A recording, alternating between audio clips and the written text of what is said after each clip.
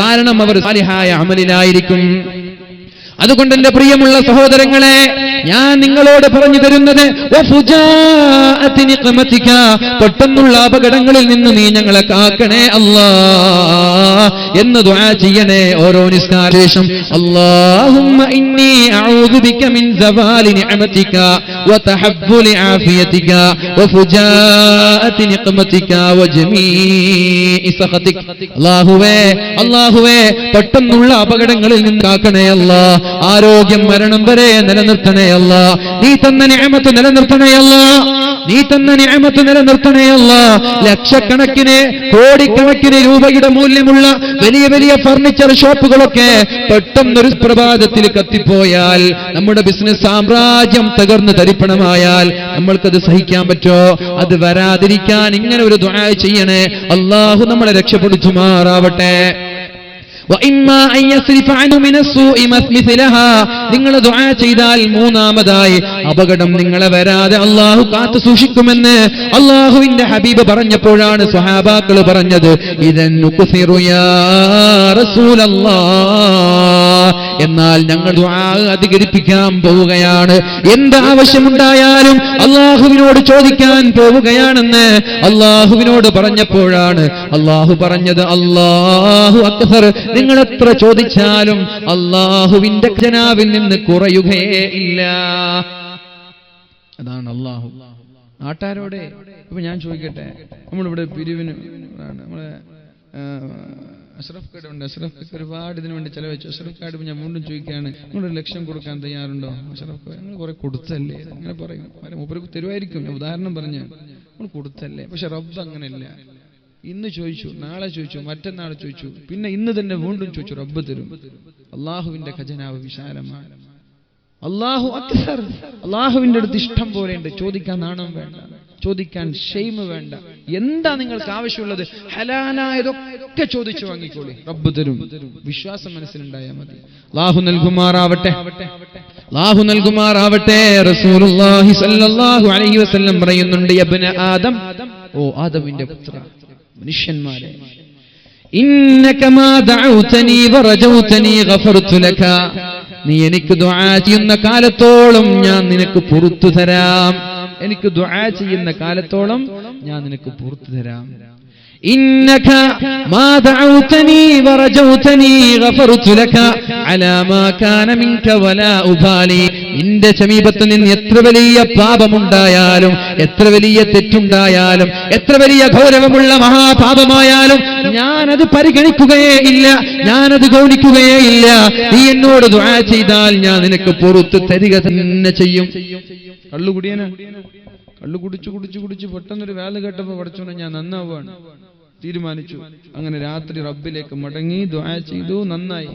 പിന്നെ ചങ്ങാതിമാരെ കൂടെ കൂട്ടി ഒരു മാസം കഴിഞ്ഞപ്പോൾ വീണ്ടും കുടിക്കാൻ തുടങ്ങി. പിന്നെയും ബോധമുണ്ടായി, പിന്നെയും ദുആ ചെയ്തു, പിന്നെയും മടങ്ങി. അങ്ങനെ നിങ്ങൾ 100 വട്ടം മടങ്ങിയാലും നിങ്ങൾ അല്ലാഹുവിലേക്ക് മടങ്ങാൻ വീണ്ടും തയ്യാറായി, റബ്ബ് പുറത്തു തരും. ഇത് തെറ്റ് ചെയ്യാനുള്ള ലൈസൻസ് തരല്ലേ, തെറ്റ് ചെയ്യാനുള്ള സർട്ടിഫിക്കറ്റ് തരില്ല. അങ്ങനെ തെറ്റിദ്ധരിക്കരുത്. അങ്ങനെ പെട്ടുപോയാൽ നിങ്ങൾ ഇനി എനിക്ക് അല്ലാഹു പുറത്തില്ല എന്ന് പറഞ്ഞിട്ട് ദുആ ചെയ്യാതിരിക്കരുത്. അതിനു വേണ്ടിയിട്ട് പറഞ്ഞുതരാം.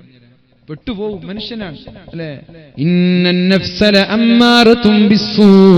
അല്ലാഹുവിന്റെ ഹബീബിന്റെ ശേഷം തെറ്റ് ചെയ്യാത്ത ഒരാളും ഭൂമി ലോകത്ത് ജനിച്ചു വീണിട്ടില്ല. ഉണ്ടോ? ഉണ്ടോ? മഅസൂം നബി തങ്ങളാണ്. അവസാനത്തെ മഅസൂം നബി തങ്ങളാണ്. പ്രവാചകന്മാരാണ് മഅസൂമീങ്ങൾ. തെറ്റിൽ നിന്ന് സംരക്ഷിക്കപ്പെടുന്നവരവരാണ്. അവസാനത്തെ ആൾ നബിത്തങ്ങളാണ്. നബിത്തങ്ങളെ ശേഷം അങ്ങനെ ഒരാൾ ജനിച്ചു വീണിട്ടില്ല. എല്ലാവരും തെറ്റുകാരാണ്. നിങ്ങൾ തെറ്റ് ചെയ്യും, സ്വാഭാവികമാണ്. പക്ഷേ ശരീരത്തെ നിയന്ത്രിക്കാൻ കഴിയാതെ ജീവിതത്തിൽ പാപങ്ങൾ വരുമ്പോൾ നിരാശരായി റബ്ബെനിക്ക് പുറത്തു തരൂല എന്ന് വിചാരിച്ച് ദുആ ചെയ്യാൻ മറക്കരുത്. ദുആ ചെയ്യ്, ഞാൻ പുറത്തു തരാം. അല്ലാഹു പറയുകയാണ്, റസൂലുള്ളാഹി സ്വല്ലല്ലാഹു അലൈഹി വസല്ലം പറഞ്ഞു, യബ്ന ആദം ലൗ ബലഗത് ദുനൂബുക അനാനസ് സമാ.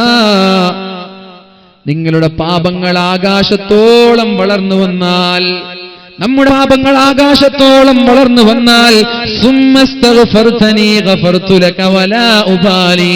ആകാശം കണക്കെ നീ മാനം കണക്കെ പാപങ്ങൾ ചെയ്തിട്ട് പാപത്തിന്റെ ഭാരവുമായിട്ട് എന്റെ സമീപത്തേക്ക് ദുആ ചെയ്തുകൊണ്ട് മടങ്ങി വന്നാൽ ഞാൻ നിനക്ക് പുറത്തു തരാമെന്ന് പരിശുദ്ധ റസൂലുള്ളാഹ് അല്ലാഹുവിനെ കുറിച്ച് റിപ്പോർട്ട് ചെയ്യുന്നുണ്ട്. അല്ലാഹുവിന്റെ ഹദീസ്, ഖുദ്സിയായ ഹദീസ് പറഞ്ഞു തരുന്നുണ്ട്.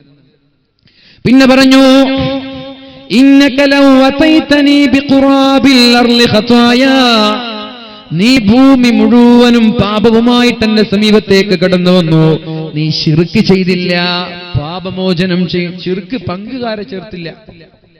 അല്ലാഹു പുറത്തു തരാത്ത തെറ്റുണ്ടോ? ഉണ്ടോ? അല്ലാഹു പുറത്തു തരാത്ത പാപമുണ്ടോ? ഉണ്ടോ? ശിർക്കോ? ശിർക്കിനും പുറത്തുതരും. ഉണ്ടോ? അങ്ങനെ ഉണ്ടോ? ശിർക്ക് ചെയ്താല് തൗബ ചെയ്ത് മടങ്ങിയ കുറച്ചും പുറത്തുതരും. ശിർക്ക് പുറത്ത് തരൂല എന്നെങ്ങനെയാ പറയണത്? ഒരാൾ ശിർക്ക് ചെയ്ത് തൗബ ചെയ്യാതെ മരിച്ചു പോയാൽ അയാളുടെ കാര്യം കഷ്ടാണ്. ശിർക്ക് ചെയ്തു, റബ്ബിനോട് വേറൊരാളെ പങ്കു ചേർത്തു, തൗബ ചെയ്യാതെ അയാൾ മരിച്ചുപോയാൽ അയാളുടെ കാര്യം കഷ്ടാണ്. പക്ഷെ ശിർക്ക് ചെയ്ത ഒരാൾ പിന്നെ അയാൾക്ക് ഖേദുണ്ടായി, റബ്ബിലേക്ക് മടങ്ങി, അല്ലാഹു പുറത്തു തരും. പക്ഷേ ശിർക്ക് ചെയ്യാത്ത ഒരാൾ, അല്ലാഹു ഏകനായ റബ്ബ് എന്ന് വിശ്വസിച്ചവരാൾ, ജീവിതത്തിലുടനീളം തെറ്റ് ചെയ്ത് ജീവിച്ചു, മരിക്കുമ്പോ തൗബ പോലും ചെയ്യാതെയാണ് അയാൾ മരിച്ചത് എന്ന് വെച്ച് അയാൾ നരകത്തിലാണെന്ന് നമ്മൾക്ക് ഉറപ്പിക്കാൻ പറ്റൂല. അല്ലാഹു ഒരുപക്ഷെ പുറത്തു കൊടുത്തിട്ടുണ്ടാവാം. അത് അള്ളാന്റെ ഇഷ്ടമാണ്, അള്ളാന്റെ ചോയ്സാണ്. അതിൽ ഇടപെടാൻ നമ്മൾക്ക് പറ്റൂല. മനസ്സിലായോ? ശിർക്ക് ചെയ്യാത്ത ഒരാൾ ജീവിതത്തിൽ എത്ര പേര് തെറ്റ് ചെയ്തു, നമ്മൾ നരകത്തിൽ നിന്ന് പറയരുത്. കാരണം റബ്ബ് അയാൾക്ക് പുറത്തു കൊടുത്തേക്കാം. പക്ഷെ ശിർക്ക് ചെയ്തിട്ട് തൗബ ചെയ്യാതെ മരിച്ചുപോയാൽ നോ എക്സ്ക്യൂസ്, ഇളവില്ല. ഇതാണ് പറഞ്ഞത്, നിങ്ങൾ ശിർക്ക് ചെയ്യാതെ എത്ര വലിയ തെറ്റ് ചെയ്താലും നിങ്ങൾക്ക് ഞാൻ മാപ്പ് തരാമെന്ന് പരിശുദ്ധ റസൂലുള്ളാഹി സ്വല്ലല്ലാഹു അലൈഹി വസല്ലം. ഞാൻ ചോദിക്കട്ടെ, എങ്ങനെയാണ് അല്ലാഹു നമ്മുടെ ദുആഇന് ഉത്തരം നൽകുന്നത്? അല്ലാഹുവിന്റെ ഹബീബ് പറഞ്ഞു, അർറജുലു യുതീലുസ് സഫറ, ദീർഘമായ യാത്ര പോകുന്ന ഒരാൾ, മുസാഫിറിന്റെ ദുആഇന് ഉത്തരമുണ്ടല്ലോ. മുസാഫിറിന്റെ ദുആഇന് ഉത്തരമില്ലേ? നമ്മുടെ നൗഷാദ് ഖത്തറിൽ നിന്ന് വന്നിട്ടുണ്ട് ഇവിടെ. അപ്പൊ യാത്ര തിരിച്ചു പോവാൻ, ആ പോകുന്ന സമയത്ത് പടച്ചോനെ എന്റെ ഉദ്ദേശങ്ങളൊക്കെ പൂർത്തീകരിക്കണേ എന്ന് പറഞ്ഞ് ദുആ ചെയ്ത് അല്ലാഹു പുറത്തു കൊടുക്കും. മുസാഫിറിന്റെ ദുആഇന് ഉത്തരമുണ്ട്. മുനീഖ വന്നു ദുബൈന്ന്, വേറെ കുറെ ആൾ, ഞാൻ രണ്ടാളെ കണ്ടിട്ടുള്ളൂ. വേറെ കുറെ ആൾ വന്നിട്ടുണ്ട് ഗൾഫിൽ നിന്ന്. മാഷാ അല്ലാഹ്, അല്ലാഹു അവർക്കൊക്കെ ജോലിയിൽ ബർക്കത്ത് ചെയ്യട്ടെ. അവരുടെ ജോലിയൊക്കെ മാറ്റിയിട്ടാണ് ഇതിനു വേണ്ടി അവർ ശബ്ദിക്കുന്നതും ഇതിനു വേണ്ടി പ്രവർത്തിക്കുന്നതും. അല്ലാഹു സ്വീകരിക്കട്ടെ. നമ്മൾ മനസ്സിലാക്കേണ്ടത്, യാത്രക്കാരന്റെ ദുആഇന് ഉത്തരമുണ്ട്. പക്ഷെ ചില യാത്രക്കാർ അർറജുലു യുതീലുസ് സഫറ, ദീർഘമായവർ യാത്ര ചെയ്യുന്നു. ദീർഘമായ യാത്ര ചെയ്യുന്നു. അശഅസ അഗ്ബറ, മുടി ജടത്തിയിട്ടുണ്ട്, ശരീരമാകെ എന്തൊക്കെയോ ശരീരമാകെ വൃത്തികേടായി. അശഅസ വ അഗ്ബറ, ശരീരത്തിൽ പൊടി പുരണ്ടിട്ടുണ്ട്, മുടി ജട കുത്തിയിട്ടുണ്ട്. എന്നിട്ടതാ അദ്ദേഹം യമുദ്ദു യദൈഹി ഇലസ്സമാ, ആകാശലോകങ്ങളിലേക്ക് കൈ ഉയർത്തുന്നുണ്ട്. യാ റബ്ബി യാ റബ്ബി, അല്ലാഹുവേ അല്ലാഹുവേ, എനിക്ക് ഇന്നാലിന്ന കാര്യം ചെയ്തു താ അല്ലാ, എന്റെ പാപം പൊറുത്തു താ അല്ലാ എന്നൊരാൾ ദുആ ചെയ്യുന്നു. പക്ഷേ അയാൾ അല്ലാഹു ഉത്തരം നൽകൂല. ശ്രദ്ധിക്കണേ എന്റെ ശബ്ദം ശ്രവിക്കുന്ന സഹോദരന്മാരെ, സഹോദരിമാരെ, ഞാൻ എന്റെ വാക്കുകൾ ഉപസംഹരിക്കാൻ പോവുകയാണ്. ചില ആളുകളെ ദുആ സ്വീകരിക്കേണ്ട എല്ലാ അടയാളം അയാളുടെ കയ്യിലുണ്ട്. ജടകുത്തിയ മുടിയാണ്, അയാൾ യാത്രക്കാരനാണ്, ശരീരമൊക്കെ മുടി പുരണ്ടിട്ടുണ്ട്. എന്നുവെച്ചാൽ കുറെ ത്യാഗം ചെയ്തിട്ടുള്ള ഒരാൾ. അല്ലാഹു അയാൾക്ക് ഉത്തരം നൽകണം. പക്ഷെ അയാൾക്ക് അല്ലാഹു ഉത്തരം നൽകൂല. കാരണം എന്തേ? മത്അമുഹു ഹറാം, അവന്റെ ഭക്ഷണം ഹറാമല്ലേ, അവൻ കഴിക്കുന്നത് ഹറാമാണ്. കഴിക്കുന്ന ഭക്ഷണം ഹറാമായാൽ എത്ര ദുആ ചെയ്താലും അല്ലാഹു ഉത്തരം നൽകൂല എന്ന് പരിശുദ്ധ റസൂലുള്ളാഹ്. കഴിക്കുന്ന ഭക്ഷണം ഹറാമായാൽ മാ മിൻ ബിആഇൻ നബ്ഗളു ഇലല്ലാഹി മിൻ ബത്നിൻ മുലിഅ മിൻ ഹലാലിൻ. അല്ലാഹുവിന് ഏറ്റവും ദേഷ്യമുള്ള പാത്രം എന്നറിയോ? ദേഷ്യമുള്ള പാത്രം ഹലാലായത് കൊണ്ട് നിറച്ച വയറ്. ഹലാലായ ഭക്ഷണമാണ്. അതിന് സംഘാടകർ ഭക്ഷണം ഒരുക്കി, നിറയെ കഴിക്കണ്ട, അത് അല്ലാഹുവിന് ഇഷ്ടമല്ല. വീട്ടിൽ പോയിട്ട് നന്നായി വയറ് നിറച്ച് കഴിക്കരുത്.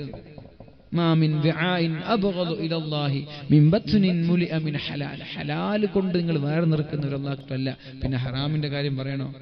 ഹറാമായിട്ടുള്ള ഒരു അംശം നമ്മുടെ ശരീരത്തിലേക്ക് കയറിയാൽ ദുആഇന് ഇജാബത്തില്ല. കുല്ലു ലഹ്മിൻ നബത മിൻ സുഖ്തിൻ ഫന്നാറു ഔലാ ബിഹി. ഹറാമിൽ നിന്ന് നറിഷ്മെന്റ് ലഭിച്ച, ഹറാമിൽ നിന്ന് പോഷണം ലഭിച്ച, ഹറാമിൽ നിന്ന് വളർന്ന ശരീരം നരകത്തിലേക്കുള്ള ശരീരമാണെന്ന് മുഹമ്മദുർ റസൂലുള്ളാഹി സ്വല്ലല്ലാഹു അലൈഹി വസല്ലം.